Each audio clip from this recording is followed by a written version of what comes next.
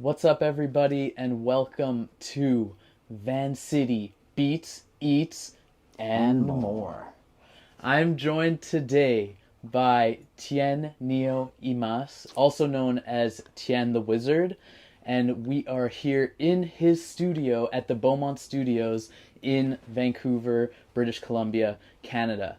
For those of you who are joining us, we are in the second season of Vancity Beats, Eats, and More, which is funded by TELUS STORYHIVE. So shout outs to TELUS for extending this crucial show where we highlight and showcase the underground creative community of Vancity. That includes people who are musicians, DJs involved in the music scene, people who are artists, visual artists, and other makers and craftspeople, as well as people who are just generally putting their energy into creating a bustling creative community for all of us to participate and enjoy. So we are here in what we like to call Vancity, also known as the unceded territories of the Musqueam, Squamish, and Tsleil-Waututh nations. So today we have Tien the Wizard joining us. I have been very lucky to be involved in the Beaumont Studios, and Tien is the longest current standing tenant of the Beaumont. The Beaumont was created in 2004.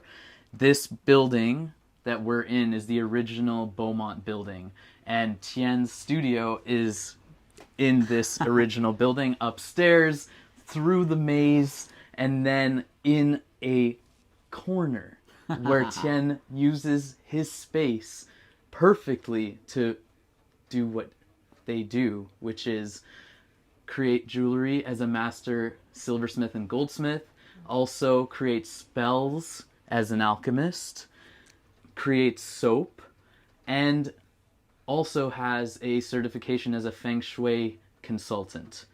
Tien is a wizard, and I've been introduced to some wizardry. However, I'm really excited to dive deeper into Tien's world of wizardry and magic. Awesome. Thank you so much for joining us today. So we're going to get to know Tien, about Tien's life journey, about what Tien creates here, and where Tien invests their energy. So thank you again for joining us. Thank you, Tien, for being with us. Thank you for sharing your time so that we can get to know you better and share your story. My pleasure. So I'd like to begin by asking you, where did you grow up? Well, do we need to... There's a lot of noise out there. Okay, fine. Because the microwave is going to go on now. Yeah, we're shooting. Yeah. A real life studio in action. Yes. I am not working in isolation. At the Beaumont Studios, in this building, we have about 20 different people, and I am right conveniently placed right next to the microwave. So, it's a very popular. People don't come to see me, they just come to heat up their food. So I have your question once again. I was asking you, where did you grow up? Yes, I'm Singapore born and bred. And what was your upbringing like in Singapore? I was born in, even if I look very lovely and youthful, I am a Gen Xer, and I was born in 1968, Singapore. At that point, Singapore was a, thirdish world, for lack of a more contemporary word, fast becoming super city. So Singapore then was absolutely not the Crazy Rich Asians movie version. So it was, and I feel so blessed that was the country I was born in, because you had the guy selling satays and cold bricks on a bicycle coming around. You had like chickens running around and animals being slaughtered right there, and that's the real, it's a very authentic country. Before every country in the world gets modernized, you get a good flavor of that country. So I'm so blessed that I was there. Yes. Yeah. I mean, before they were colonized and then changed the way of living, or the way of living for the people. Yeah, honestly, sure. We can talk about colonization, but it's also modernization. Yeah. right? That's two different things, and in a very overly sensitive woke culture around race and colonization, we got to be clear that we're not always blaming the colonizers for the loss of cultural identity. And we ourselves in our homeland will be quick to chuck it for the sake of modernization. So, I always like to bring in that as an immigrant. I'm very aware of how the conversation goes in this country, in Canada, and it's just too simplified, and we have to be responsible about how we speak about it. Mm-hmm. So in the world of modernization, which is what every culture loves to modernize, whether it was influenced by European colonizers or just simply because, we all wanted to have more things and we wanted things to be faster. That's modernization. Yes. Singapore, the city the way it is now, is not the city I know anymore. And I was born into a mixed race, mixed class, fundamentalist Christian family. And I am part Chinese and part Indonesian. So Indonesians would be pretty much your indigenous people, whether it be people from Borneo, Singapore, Indonesia, Java, Malaysia, even the Philippines. We're all island blood and we're all sama-sama. So we're all the same. So we know each other well. When we see each other, we're like, okay, I see you, because we're the same Southeast Asian Straits people. And of course, we've, traveled to each other's lands for centuries prior to other people coming to visit us and take over us. So that's my background. And my fundamentalist Christian family was interesting. Yeah. And I don't like to demean them in any way. I really respect where they're at, and they are what they do, and that's just the way it is. But I'm now in Canada, and I came here about 33 years ago. And what was your reason for moving to Canada? My reason was to run away. And I was given the opportunity, and I felt fortunate because by the time I was 18, my family had moved in their class status and were now kind of more middle class. So I wasn't very book smart. I am a neuroatypical thinker, so I'm not a cognitively educated person. I'm educated enough, yes, but I don't read very well. Hence, being a teacher and being an artist is really suited for me as an expression and a performer and all that stuff, right? So because of that, I didn't do very well in school, so I actually failed the first year of junior college, and my mom, the wealthy Chinese lady with a lot of pride, really hated that, mm-hmm. And so I was either to stay back home and repeat first year, which was really loss of face for her, or she was going to happily send me off and send me to Canada, because it's so much better to be sent over to a Western country, right? All Asians will understand that.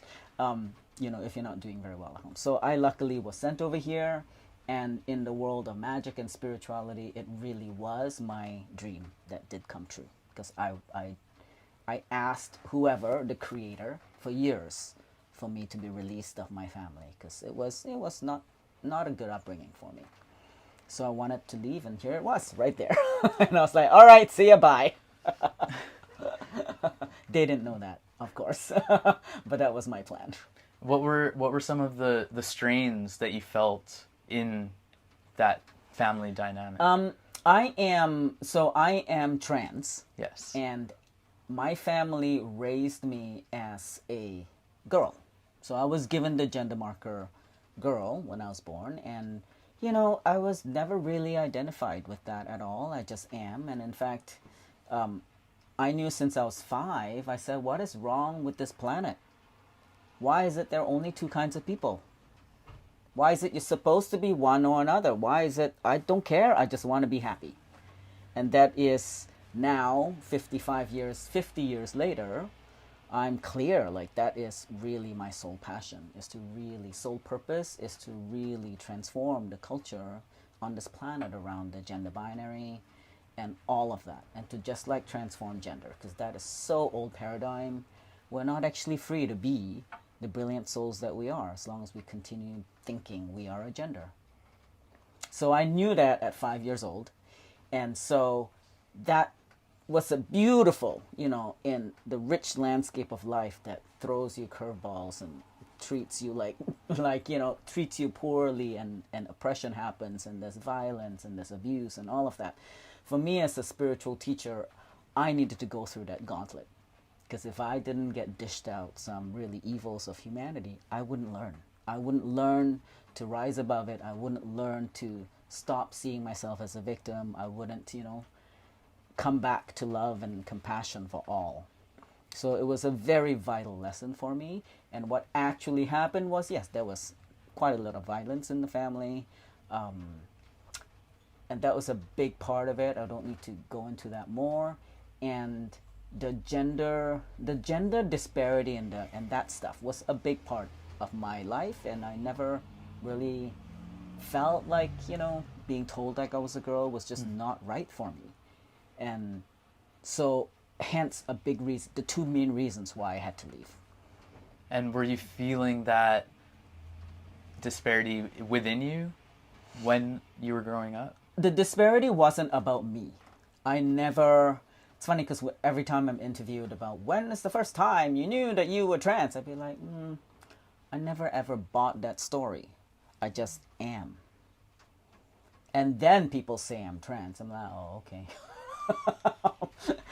But I'll say I am queer and or trans by default, because that's the meaning humans have associated with this kind of person. But I am just Tien. Gender is just an expression. It's not who I am at all. And I think about so much of the world and humans who have no idea who you are, because you keep thinking you're a man or you're a woman, or even if you're trans, you're just still stuck in an identity. An identity is ego bound. It's not source bound. It's not from spirit. It's not from the heavens. It's like this righteous ego bound that says I have to be a certain way, and it limits us, and it keeps us stuck in a righteous view of who we are. So, trans, whatever, it's fine. People want to call me trans, it's okay. There's an identifying word that's now common enough in cultural conversation now in North America. So it's good. People can place me wherever, but still it doesn't allow people to see beyond. Yeah?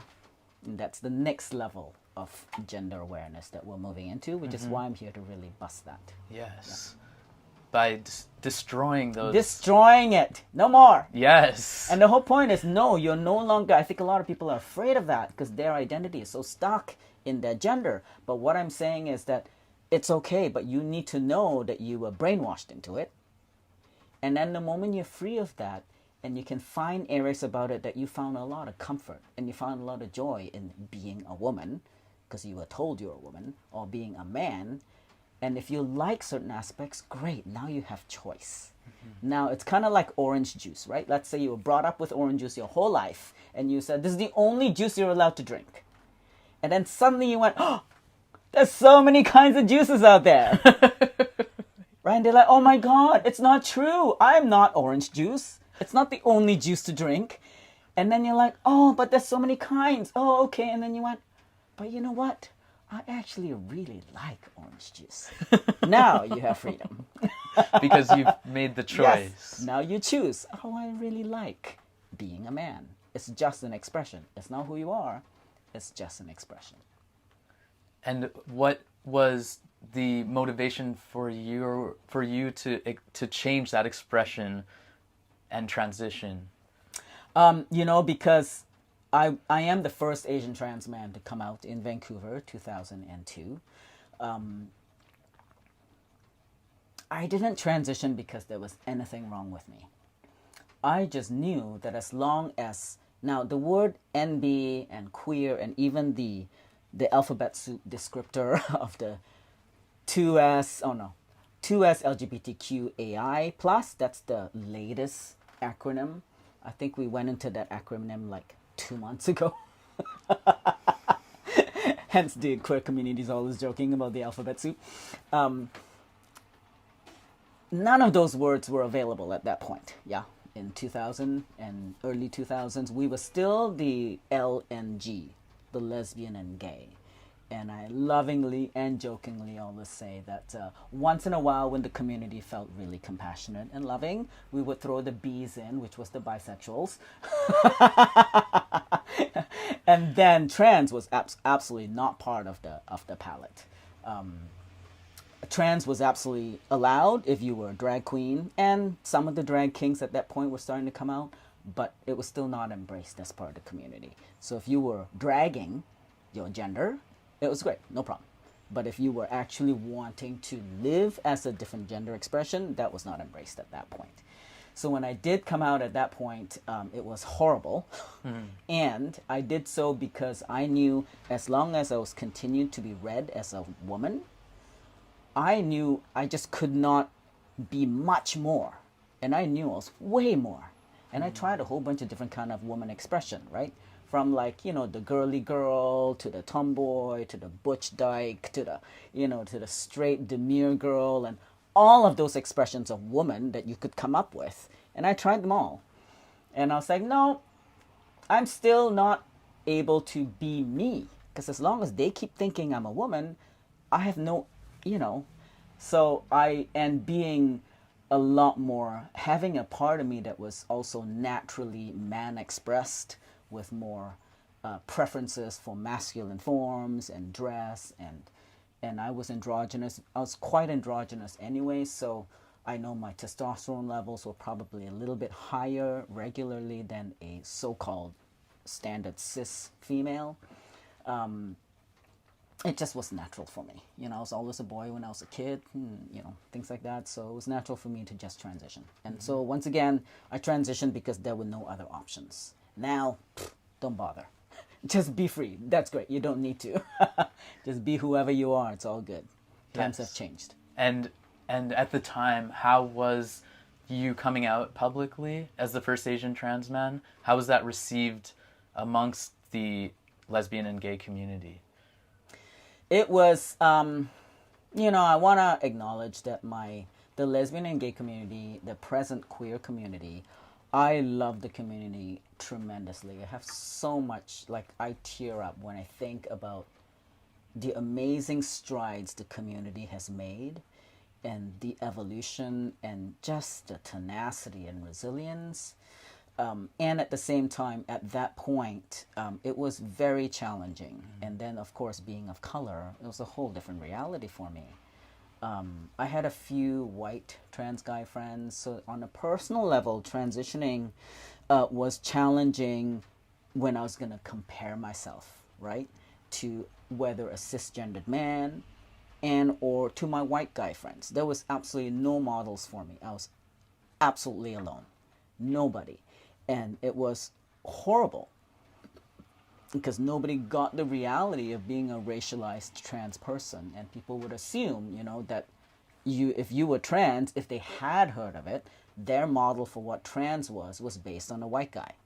So there was all of that. And it wasn't as racially diverse in the early 2000s in Vancouver.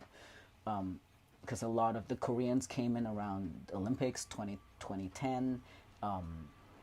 And the Taiwanese started coming around mid-2000s. So the history of Asian immigration was very different. We weren't at this point where there was a majority Asian population at that point. So the isolation of being Asian to begin with was already present. And then being not having family support because, you know, all of that stuff. And then being the first Asian trans guy was awful, was god-awful. And I can now laugh about it because I have done a lot of my own healing, but it was extremely isolating. And people in my Asian lesbian community didn't know what to do with me.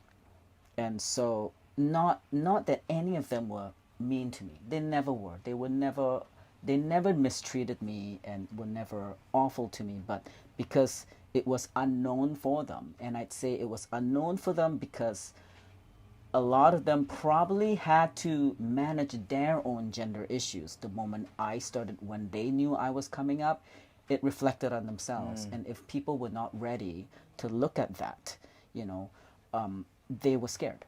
Because now, 20 years later, like over half of them are all they-thems now, right?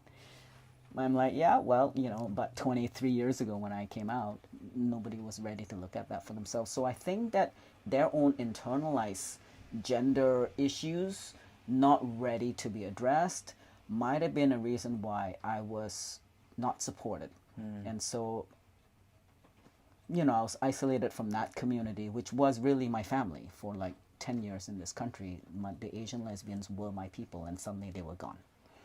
So added to that, there was that extreme isolation, and then the transitional changes, and just having to go through the psychiatrists and all of that, and people making assumptions about me being, they'll look at me, and I remember one of my most favorite moments was, now I love to share, is that when I was at the psychiatrist, this was 2002, where at that point you had to get medical diagnosis in order to go through any kind of transitional, phases. Procedure, yeah. Whether it be surgeries and or hormones, you had to get a medical diagnosis which said that yes, there was something wrong with you. Oh, wow. And you had what they called gender dysphoria, which is a psychiatric problem.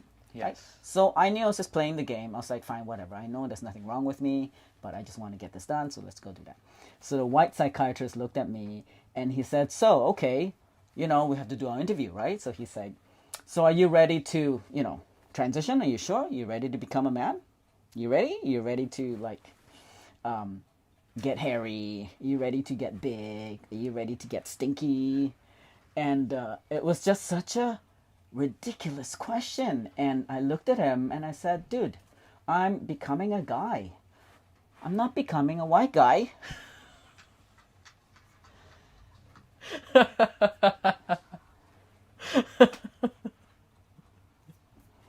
So it's ridiculous, right? And now in 2023, it is ridiculous that they would ask them, but that was the climate at that point. Yeah. And that was just a really clear indication of all the people who went in for their psychiatric diagnosis of gender dysphoria were white. And I was the first colored one, maybe the first BIPOC one. But, I knew that there were 2 other First Nations guys and 1 black guy. And then there was me. But even that question feels just rooted in the identity and stereotype of the male gender as well, which was not even your intention doing it. So... Well, I don't know. The transition journey is a one of leap of faith. You have no idea. You have no idea what these hormones at a higher level than your body is accustomed to is going to do to your features, is going to do to your, everything. Your physiological state is going to change. So you don't know. Yeah. And so you just jump. Yeah. And you go, well, life up till now, so whatever. That's just been a motto for me anyways. If you're done, great, what's next? And you jump. It's got to be better. And you took the leap. Yes, I have. And then how did that feel for you physiologically after going through this process? Well, the process took quite a few years because I chose to do it gently on my body because I knew I wasn't a young 20-something-year-old. I was 33 at that point. And so I was practical about it. So I knew I wasn't going to start, making my bones and muscular, that's exactly what's going on. Your bones are actually going to change. And when you're going through your puberty growth spurts at age 11, you're a lot more supple. Right? Yes. So everybody goes through that growing pains, what they call growing pains, because your body is literally changing. Your muscles are suddenly growing, all of that. So at 33, it was very painful. And so there was a lot of discomfort in that. And the transition was fine. The transition itself in my body was fine because I have a very holistic take on my wellness. I'm not brainwashed in pharmaceutical medicine.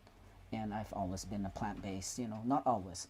I have grown in my plant-based knowledge and medicine. So, I was very well supported nutritionally and spiritually as well and mentally. So that was all good. The hardship was all about, how I was being treated by other people. And how did that treatment impact you following you coming out? There was the isolation from the old communities, absolutely, and then entering a whole new world was very challenging. I was constantly, because I never really fully passed as a man, I had so much internalized hatred, and I never really had any hatred for myself until I started, seeing how much people didn't know what to do with me, and was so uncomfortable, and I experienced never being seen, like not being seen on so many levels, because there weren't NBs the way there are lots of NBs nowadays. The expression of human is so different now that people can just be whatever and your gender is not unknown, but because it's so common, it's no big deal. People are now used to it here in North America, but back then it wasn't the case. So I was never seen, and I wasn't treated well. I was mocked a lot publicly. I was humiliated many times. I didn't have access, realistically speaking, I didn't have an ID for 5 years because they didn't know what to do with me, and things like that, right? So that just created so much upset for myself, and I internalized it, and I hated it, and I tried really hard to pass as a cis guy and a businessman and all of that, and I failed tremendously. And so the result at the end was, after 6, 7, 8 years of trying really hard and having so many doors closed, and so much hatred and humiliation and family disownment, I did eventually in 2009 just fell into a massive depression. Like, that was the state I was in, and also coupled with that, I was in huge financial debt at that point because I had spent so much energy trying to be a normal cisgendered man, businessman, and it just didn't work. It never worked, so I lost a lot of money in those ventures. No. And then in your story that I was able to read online, it did mention that you did have a suicide attempt. Can you tell us a little bit more about that? So in 2009, which I will always now refer to as my Phoenix Rising, it was the biggest spiritual awakening for me, extremely necessary. If I was to look at it from my soul journey, it was crucial. It was crucial for me to be so beaten down and to experience such hatred and rejection from humanity, and what I simply called humans being unkind to human being because they're not connected to their souls and their source. After experiencing 6 years of that straight up, I attempted suicide one night, and I remember it. It was like an April 13th. It was a Monday night in the spring, and we don't need to go into any of the details, but that was what happened. And the next morning, when I woke up, I was extremely disappointed that I was still here. And in that moment of just chemical imbalances, I would say, because of such extreme grief and rot, plus the exhaustion and just the state of being at that moment, I was exhausted, and my soul said to me, Tien, you're still alive, so what do you want to do now? And I just cried out in despair. I was in my bed and I just cried. I said, you know what? I don't care anymore. I just don't care.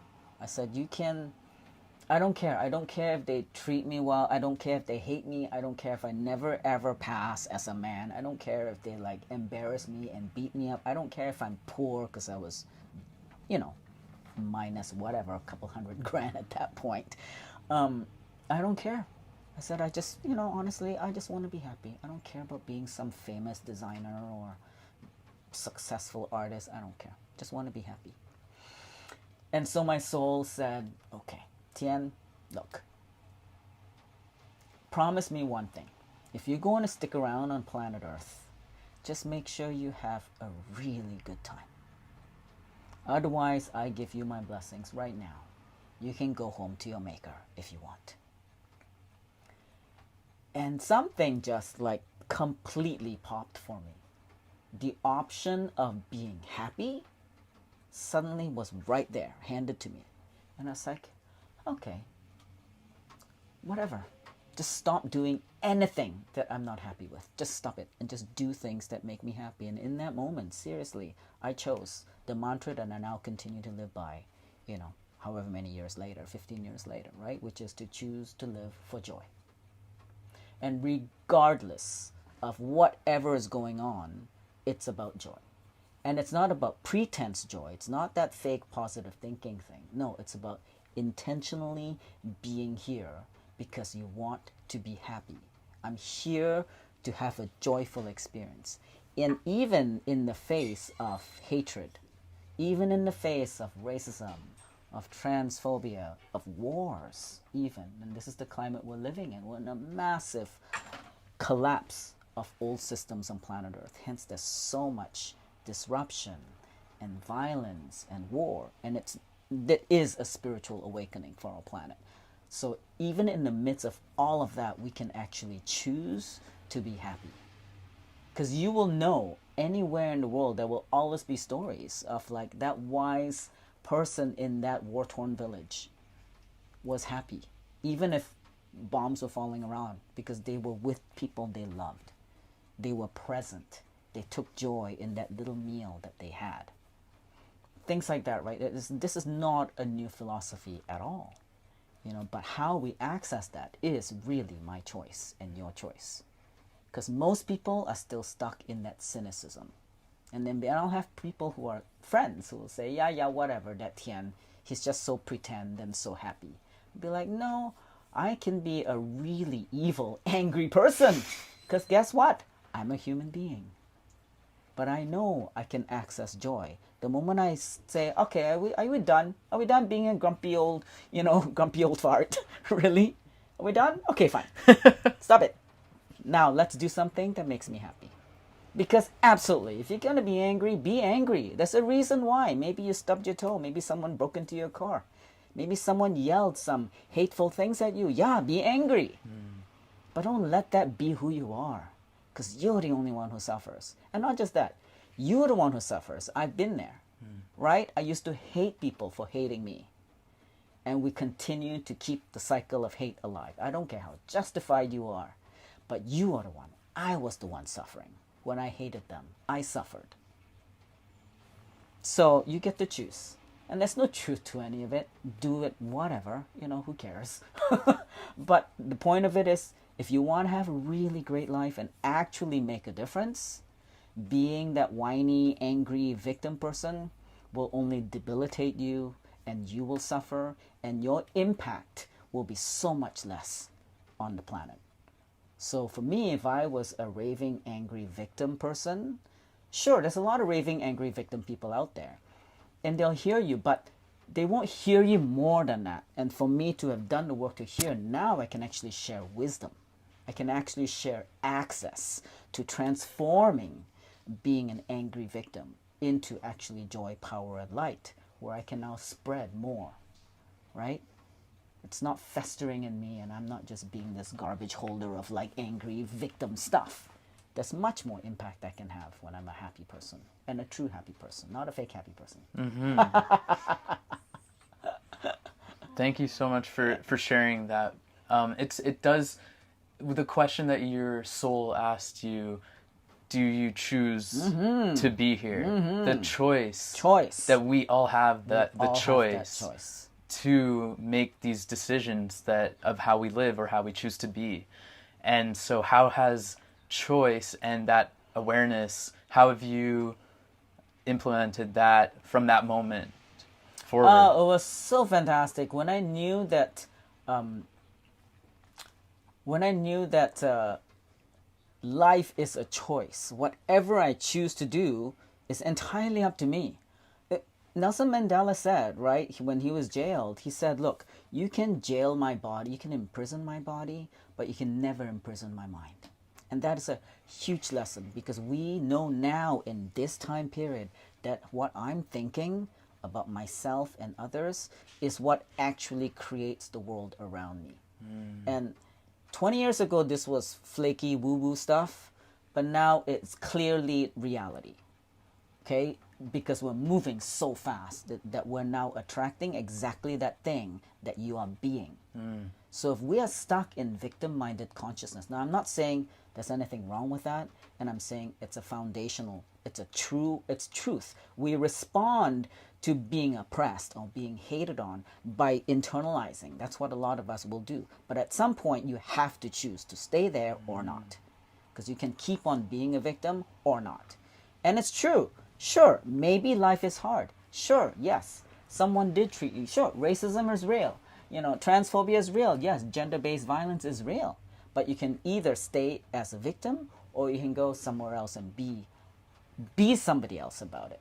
So when you choose, that's when something will alter. And of course, it's not like that. Yes. It takes practice because we're ingrained to think in certain ways as human beings. We're not taught and trained to think in a light way. We're taught to think in hardship and scarcity. So we have to go forth and spread that wisdom so people don't have to suffer so much. That's all. And we have to go through that experience of suffering or internalizing. Yeah, we will go through to reach that point, Yeah. to make that choice. Exactly. And what other values that do you choose to share with people? So many things to learn and so many things to say. I could talk a lot. That's why we have you here today. I think, so if we were to look at how we can access more of a soulful living, and for lack of a better word, right? People might say spirituality, whatever, it's all flaky stuff. I don't care about the language being used. And I like to teach about being joyful from that place of joy without making it like some long-winded, spiritual conversation. There is nothing we need to study or learn or try to be better. We are inherently, it's our birthright to be happy. All of us were born happy babies. We just were, yeah? And we were curious. This part of our thing. And in order to access that joy and curiosity that was part of us, that has always been part of us, we have to, number one, be very clear that we have that within us. We have to be aware that we can access that at any moment. Okay? And that's a very basic lesson for any of us to get. It doesn't have to be complicated. You don't have to go to the monastery and worship this. You don't have to go do yoga for like however many hours. You don't have to go and sit in quiet for 40 days. You don't have to do any of that. You can simply alter your state of being right now by shifting your focus onto something that actually inspires and makes you happy at that moment. So if you are constantly in a cycle of hardship and depression and cynicism and victim consciousness, you want to be able to look and be really honest with yourself that that's what you keep doing. And it's not that it's not your fault really, but you do choose to keep doing it because you don't know better. But the moment you go, oh, I keep doing it, and then you're willing to make that change, that's when you get to choose. And people will tell me, you make it so easy. It's so hard. It's so hard to be happy, or it's so hard to, whatever, to think better or whatever. I'll be like, well, consider that it's not that it's hard.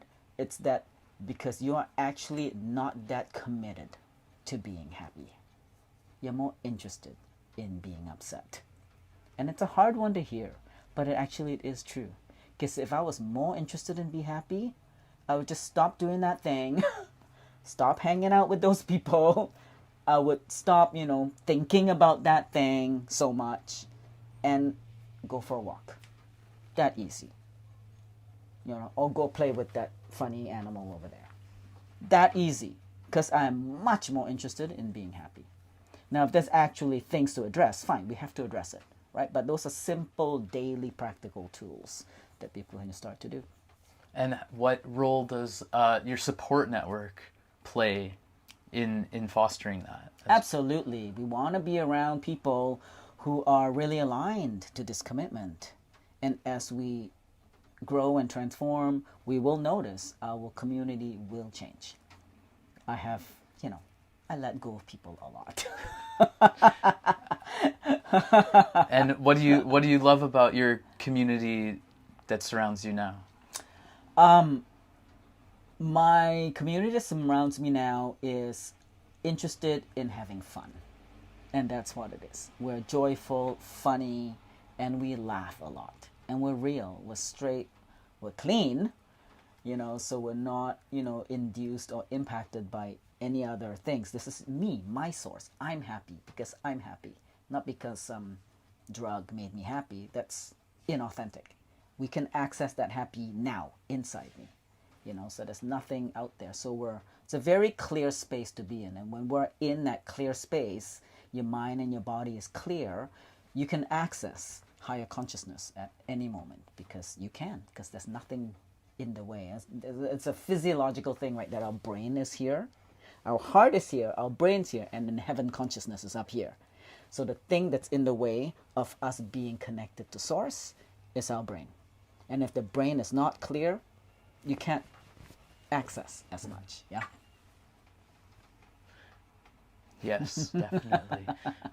So we are in Tien's space here at the Beaumont Studios, the B1 building, and we are learning about Tien's life journey. But also, we're really lucky because Tien has agreed to show us a little bit of what you do in this creative space. So, would you like to give us a little bit of a demonstration? For sure. And also, what do people come to you for when they want to visit the wizard, Tien the Wizard? So, just to be clear for the audience, I do a lot of different things. I wear a lot of different hats. I call them aspects of Tien. Yes. I am known as Tien the Wizard when I am being an alchemist, when I'm being a spiritual teacher, being a jeweler. I make spells or doing readings and spiritual guidance. I am Tien the Wizard. And then there's other aspects of me as a spiritual teacher. I am a gender guide. I do presentations and workshops. I speak about transforming gender, transcending gender. So in my studio, I am here in my goldsmith hat. So I make jewelry, and I've been a goldsmith and silversmith for 26 years. I do tons of custom work, from regular ready-to-wear collections in solid sterling, to tons of one-of-a-kinds, wedding rings, heirloom resetting, specialty gemstones, and symbols like beautiful icons and magical amulets is actually one of my passions. So what I'm gonna do now is I'm gonna make a ring band for you.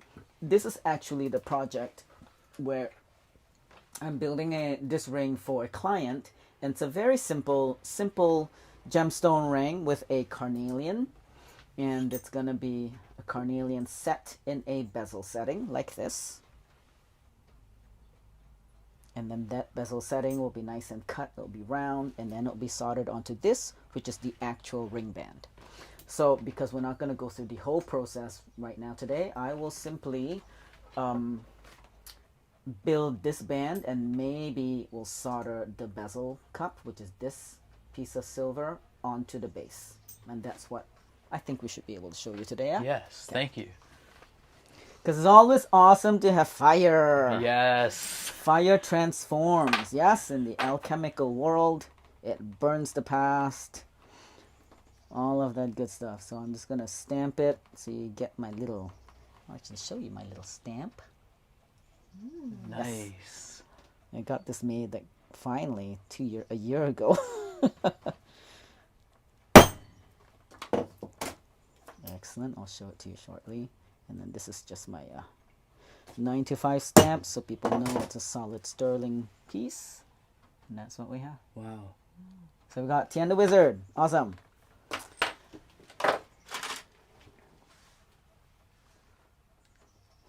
So the band has already been annealed. Annealing means when we apply heat to the metal and it softens it. So every metal will have different ways to anneal it, and then that way you can bend it more readily. And solid sterling silver will be annealed by applying the flame to the surface until it looks like it's ready to melt. It turns red hot, and it actually turned red, and then you quench it in cold water right away. That will anneal your metal, and then it will slowly go back in its molecular state to a hardened metal. But right now it's still in a very workable state, so as you can see, I was able to bend this piece really quite readily. But because I've now, after 26 years of doing this, I've built about 20,000 rings. Wow. From really skinny little things to more, to bigger gem setting pieces like that. But I'll make really skinny little rings like this as well, so that I can make quite a few in a day.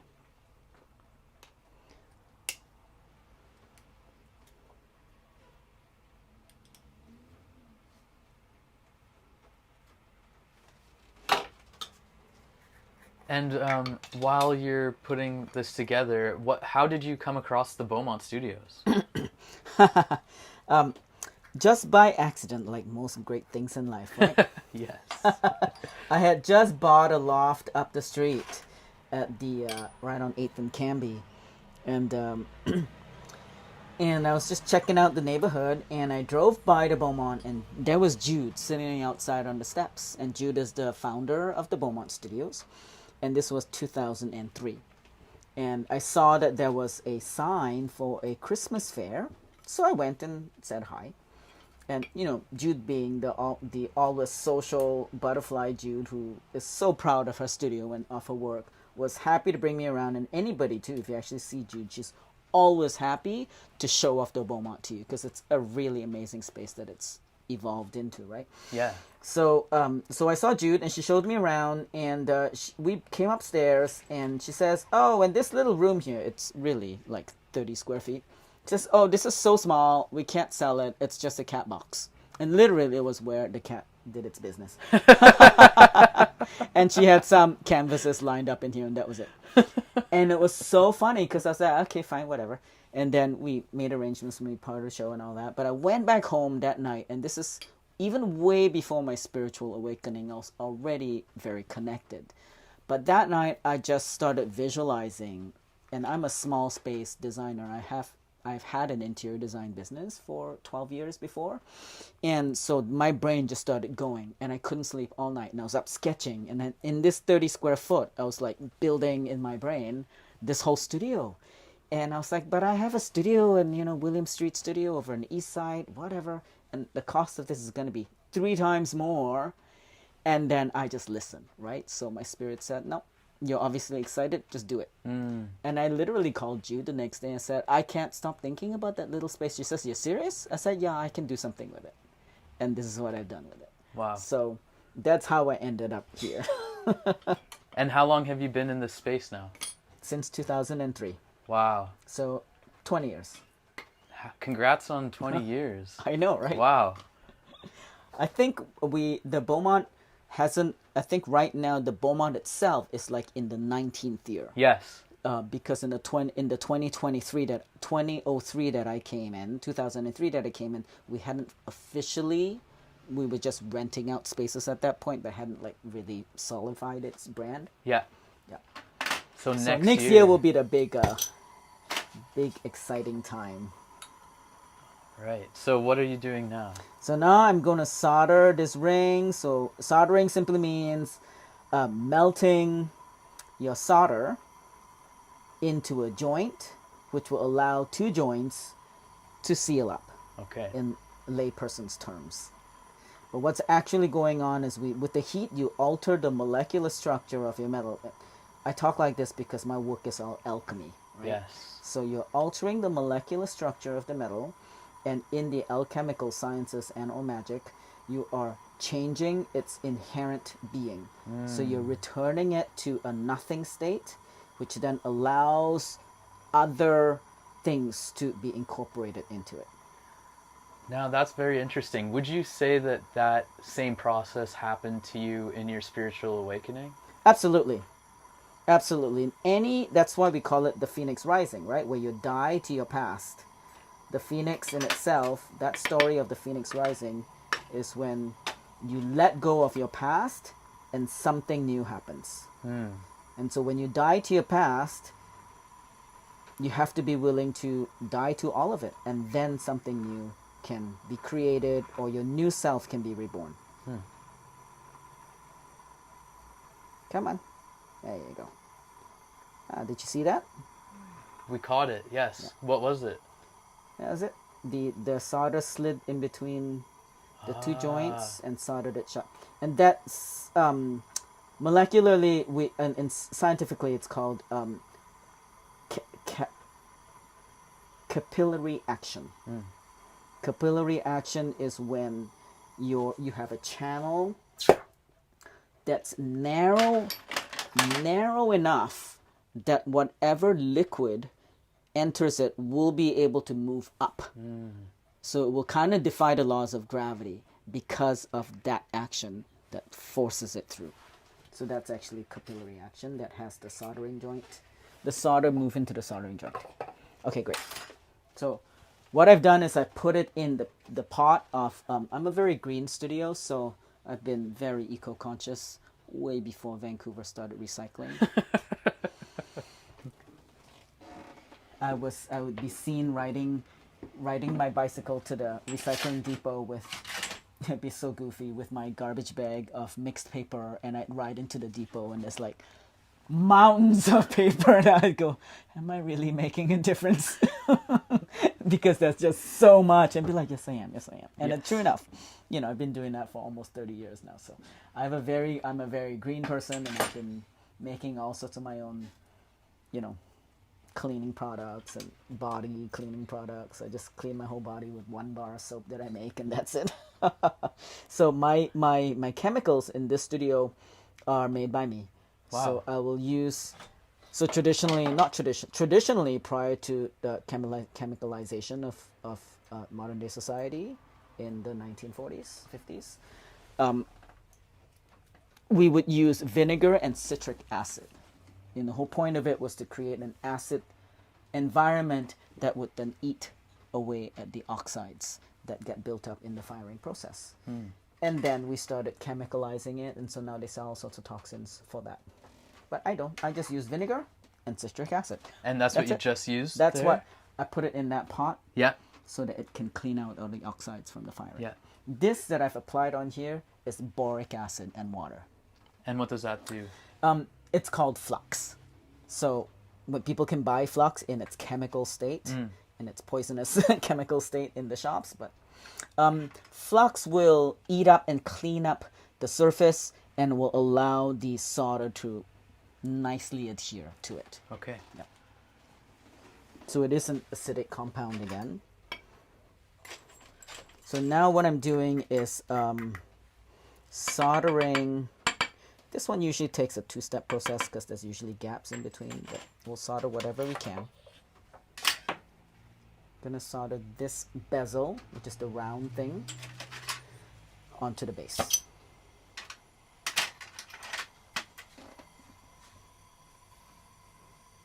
And if you can get close enough, that's when you can see, you can see the solder melt, and then it will go into the joints.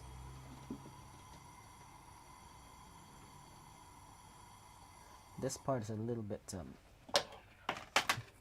just take a little bit of time to lay the little bits on around, so if you don't feel like you want to watch that, we don't have to, but...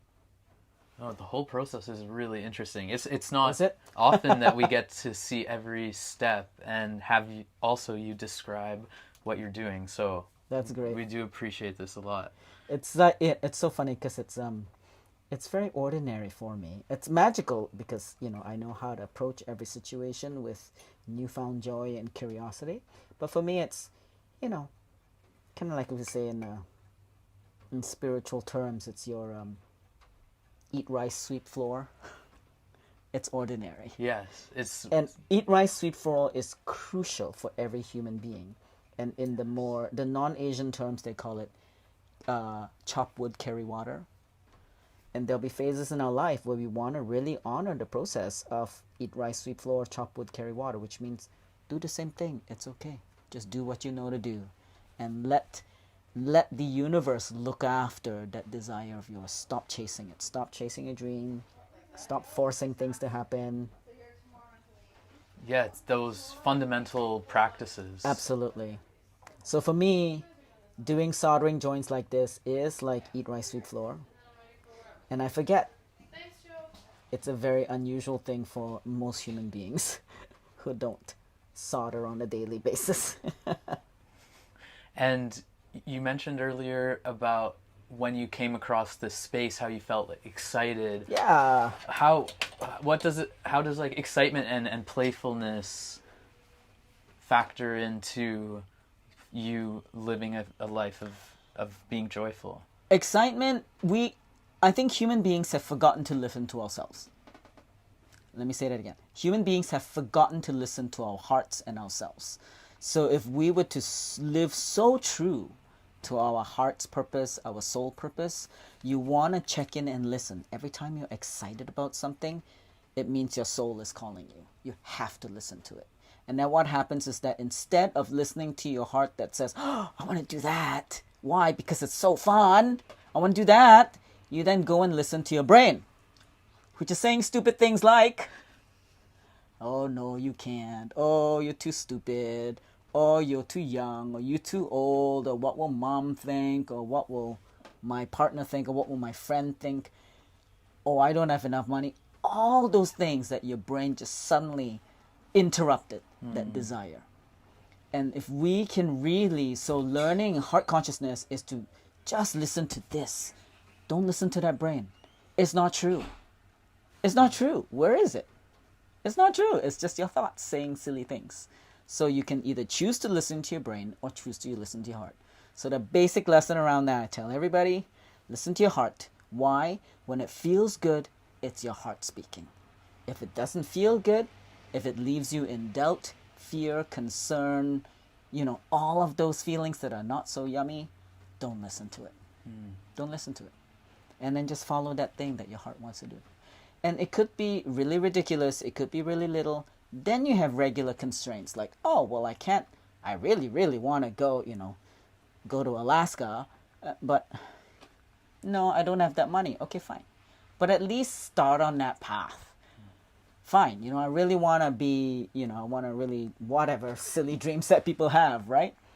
I want to go and scuba dive in, the Cayman Islands. Well, how am I going to get there? That's fine. Don't worry about it. Just enjoy that feeling for a while and stop killing off your dream right away. And just start practicing doing that. And then be realistic. Absolutely, right? So when you listen, when your heart is excited about something, listen. Because, this was definitely not a smart move in terms of my brain to come here, but but it was a smart move in the long term. Absolutely. Look, we're still here. You're I know. still Look here. At us now. Yeah. Like business has been great because I'm here, and not just business. It's not just about money and business. It's about the wealth of your life experience. All right. Now we're gonna heat the surfaces up and get the solderers. So as you'll see, some of the little solder squares might just kind of run away and not fall into the actual joint.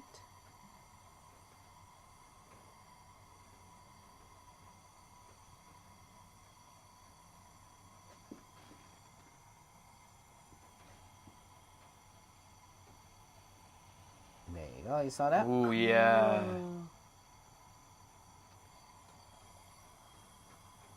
Silversmithing is actually a very spiritual act. It's a very alchemical thing. And it is one of my biggest Zen teachers. Because I learned really quickly in the beginning, if I'm not one with the metal, these soldering joints will not take. And I'll have new beginner students who will come up and ask me, why is it that joint isn't taking? And I'll say to them, well, how did you feel? How did you feel while you were making that soldering joint? Oh, nervous, angry, upset. I said, that's why it didn't take. So my lesson years ago, I remember I was sitting there at my polisher. I was like, oh, right, if I'm not happy, stop it. Because it's not going to take. Go back, do something else, get yourself realigned to being happy, and then come back, and boom, it would take. It's simple. That's your basic lesson in life, right? If you're not liking doing that thing, don't force it. Take a break, do something else, get yourself aligned, and then come back when you're excited about it again, and then do it then. And what are the things that you do to realign? Oh God, all sorts of things. Honestly, I'm very easy. I'm very easy to amuse. Netflix is a really easy way. I just turn on a comedy and I'm happy. It's a great thing about being a neuroatypical thinker and being dyslexic is that I actually don't retain a lot of information. And so I can watch the same movie and I'll laugh at that same joke, even if I've heard it like 1,000 times. I'll still laugh at it. Yeah. It's great because it's so funny. Because I read every situation as though it's brand new. And that's what keeps us simple and playful, right? But yeah, there's a lot of things I do that keep me happy. And, you know, I just live a point now in my life where if I'm doing something, it's because I want to do it. Because it makes me happy to do it. You will hardly ever see me doing anything that I'm not happy about doing. And for some people, that's ridiculously unrealistic. But the training is to get to a place where even things you don't like to do, we have to get to a place of neutralizing that dislike. So we've got to level up and bring our state, create a whole new context, whatever story you're going to make up about it, make it up so that you can be there and find peace. The whole point is not to be happy all the time. We don't have that fire chi to be happy all the time. It's ridiculous. But so for example, if I'm chopping onions, I'm not happy about chopping onions. I don't love chopping onions, right? We're crying. Yeah, you're crying. But we don't have to be upset about chopping onions. You can simply be neutral about it. So you just go, oh, yeah, chopping onions. I don't need to have an opinion about it. I don't need to be unhappy about it. And most people, because we're so trained to be unhappy about things, you just keep being unhappy and then you go and share about it and you post about it and you complain about it and you tell everybody about it. And then you have like thousands of people agreeing with you why you should be unhappy about it. And guess what? It gave you more and more reason to be unhappy about that stupid thing. When really, just stop talking about it and find neutrality, which is, it's okay. I'm doing this thing now. I may not like it, but it's okay. And it's part of the bigger vision. Got it. You're cooking a meal. You Yeah. need that foundation. Yeah.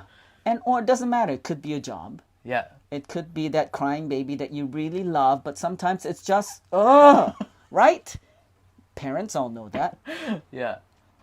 But you go, it's okay. You look at the bigger picture. You create a new context. You'd be like, oh, I'm learning patience. Or, you know, whatever you want to make up in your brain, doesn't matter. It's your brain. Free brain thoughts, all you want is all yours. Think all you want. If you can think about it in a new way that's going to bring you more peace, go for it. You just make you a happier person. And life gets easier. And as you listen to yourself, you stop saying yes to things you don't like. And you say yes to things you like. Like, I'm here with you both because it was fun. Yeah. Not because, oh, it's going to generate money. Or, oh, no, because I have to in order to, because I want to. No. Because when someone says, do you want to? I'll just listen. Yeah, let's do it. Simple. And I will know right away if it's not aligned. I'll be like, nah. You'll feel it. Yeah, and I'll be like, yeah, no. You want to go out for dinner? Nah. So, very easy. Now, you soldered that. Was that the bezel you said? Yeah, so this is the bezel. The bezel is the circle thing. Yeah. The circle that holds the stone. Yeah, so now it's, I believe there's still a joint there. Yeah, there's still a hole. Yeah. You know, in here. So I will need to pickle and resolder this again. Okay. So that will be done after it's cleaned up, after we're done here. Yeah. But, so I'm putting that in my little vinegar mix to clean up. But this ring did get soldered. You see that? Yeah. And so what I'm going to do is hammer it out for you. So now you understand how a ring is actually made. Okay. So Is this the final process? no. Oh, This okay. is just the beginning. This is just, we're just in the beginning. Then you got to set forming. the stone, cut it, set the stone, file it, finish, grind it, polish it, blah, blah, blah. So now we're simply just going to hammer the ring so that it becomes round. And I believe it's a round band that my client asked for, not a square band. So excuse me.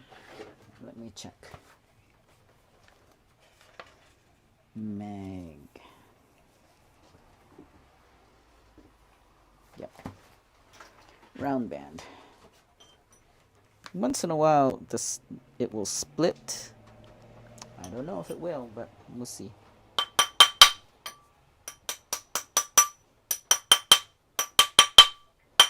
So this metal rod is a cold steel. It's a steel rod, and it's what we call a mandrel.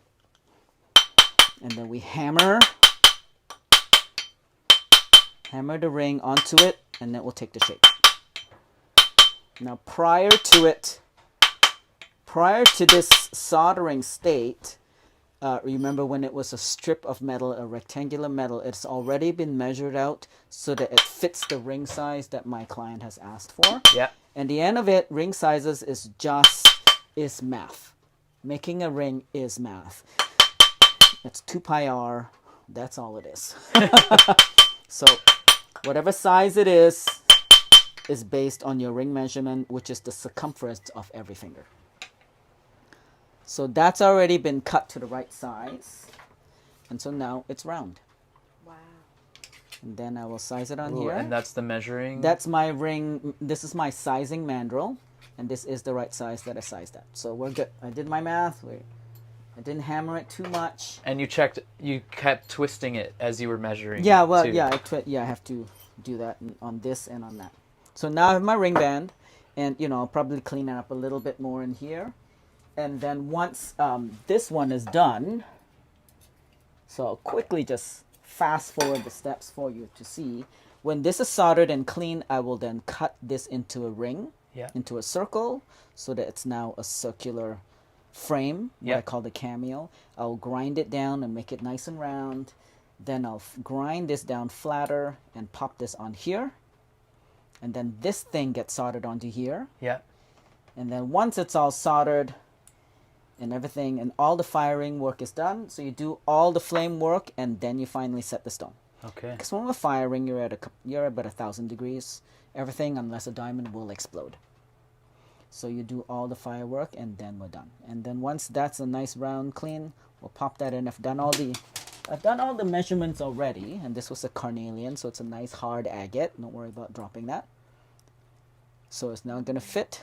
I will push the edges down with my tool. Yeah. And after that, given it's all ugly and bumpy, after the stone is set, then I will file all this bumpiness and all the solder, all of that down. Everything gets filed, finished, sanded, and then polished.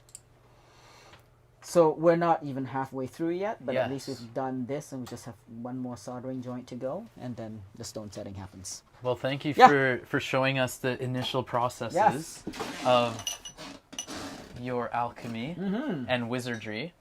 So one thing that if you go to Tien's website, which is Tien Neo Eamas. No, so I have two websites. I have tienthewizard.com. TienTheWizard.com. That is where I am an alchemist, wizard, my jewelry, my spells, my magical soaps, my readings, like that whole world of the artist and spiritual person.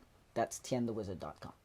And then my other website is tienyourgenderguide.com, which is my professional kind of more businessy aspect where I train and teach workshops around transcending gender.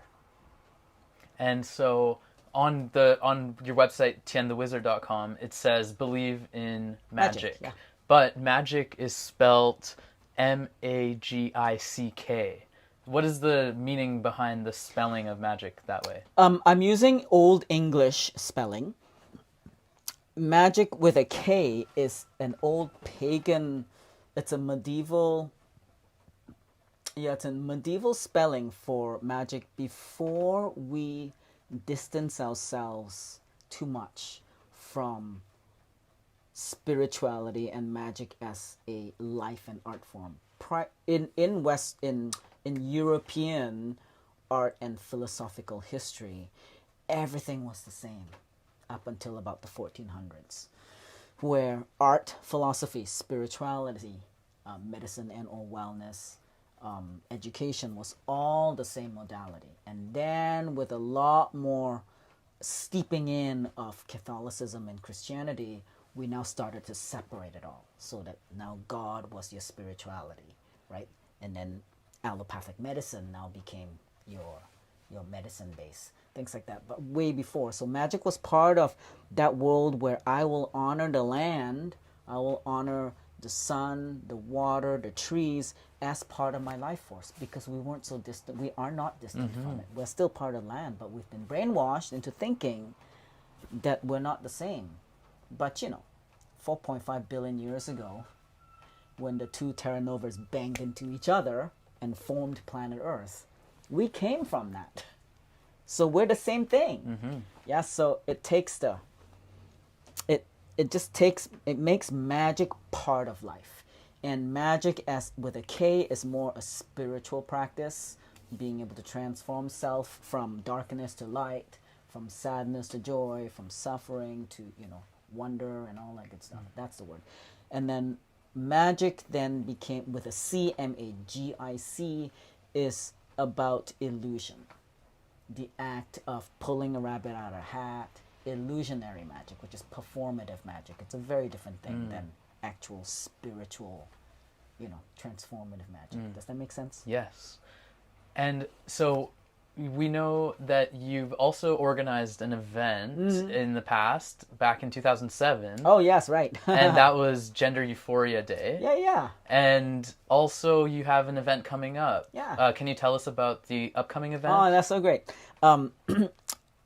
I organized the first ever trans celebration in the world in 2007, and we called it Happy Tranny Day. And then a bunch of people didn't like that. So I'm like, okay, fine. I'm not attached to it. So I was like, okay, fine. But I love that word because it's a funny alliteration, right? Usually most words which end with a Y is joyful. But yes, this word, the word tranny, has been used to in a hateful, violent manner for a long time. At that point, 2007, I thought maybe it's time for us to reclaim it the way we've reclaimed homo and queer and other kinds of, words that have been used in a derogatory manner, but maybe not so much yet. So we changed it the next year and we called it Gender Euphoria Day. And so being the first trans celebration in the world at that point, it was really significant. And up till now, so what has happened to that event now, it has over the 20 years now evolved into what is now celebrated as the Trans Day of Visibility. And I believe that I'm actually the founder of that event, which is kind of cool. Yes. People will not know that, but it's okay. I'm not that egotistical. So that was the last event I actually organized. And I was sharing with my crew for this event that I'm organizing now called Queer Spirit Fair, happening on November 25th here at the Beaumont Studios. It is a fair to celebrate the magic and spirituality of queer people. So I am demanding a very high frequency and people who are here to really showcase our light and our joy and the wisdom and magic that we can bring forth to the world. And that's the event that I'm bringing. And I was talking to my crew. I was like, oh my God, the last time I hosted an event or organized an event, it was prior to social media. And prior to all of that, it's just so hard now. It's like there's just so much work to do. Back then it was so much easier. Just get a bunch of people to call people and that'll be it. Now they're emailing and be like, can you just call them? I just emailed so-and-so and nobody returned to me. I'd be like, oh my God, if you just called them, it'd be handled by now. You would have the $2,000 that we're asking for. Whatever. Why are you emailing and waiting for people? The social media world and the web world, supposed to be easier, but not really. So I'm very excited about it. We have a small group of people right now, and we're still looking for vendors. And I'm very clear about it, the way I was very clear about Gender Euphoria Day 15 years ago, where I demanded that we, as a queer community or trans community, for once, for 6 hours a year, just be happy. Like, is it possible to actually organize a group of queer people and not complain about so-and-so misgendering you or how hard your life is because, you're trans or queer? Like, we really have to train ourselves. and it's not just the queer community. We're all humans. We love to complain, but I was very clearly creating a culture of light and joy and celebration. So that was my demand for that event, and I had to like really, wrangle people into that, and it was so great because I'm from Singapore, so we know how to be dictators. So so I could channel my dictator president from years ago and be like, no, you be happy. No more complaining for 6 hours in your life. Can you please just for once, just be happy? Big fine. Right, exactly. I find you. Yeah. And coming together So- in that community too, to support one another Totally. too. Yeah. Let's just practice being happy. It's such a weak muscle. I'm actually writing my book right now. It's called Yeah. Queer Joy. Nice. And it is all about that. Like, how do we, as people who have been systemically oppressed and hated on, and we've experienced so much violence, like, how do you find joy? How do you create joy? How do you be the source of joy? That is way more impactful than the grumpy trans person. And My life's so hard. and you mentioned like it's a weak muscle. Such a weak muscle. Framing it though as a muscle that you can work on Yeah. and build. Yeah, we can build, and Yeah. we must be so much more committed to being happy. So the event, the Queer Spirit Fair that's happening here will showcase makers and readers. So if you want to have your palm read, or your tarot card reading, or support, some local queer vendors, please come to the event. And I'm very clear that it's juried, so I'm allowing people to come in who are very clear that they want to, for 8 hours, just shine. Regardless of what's going on. I don't care if somebody misgendered you the night before, or mom had a big fit about you, wanted to be called by a different name, or someone's not hiring you because you're queer or trans or whatever. That's fine. Put that aside. Let's develop and train our muscles so that we can be joyfully, authentically joyful people. And we practice that more, I promise you, life just gets better. It just does. Well, I'm really happy that you chose to remain on To stick planet Earth.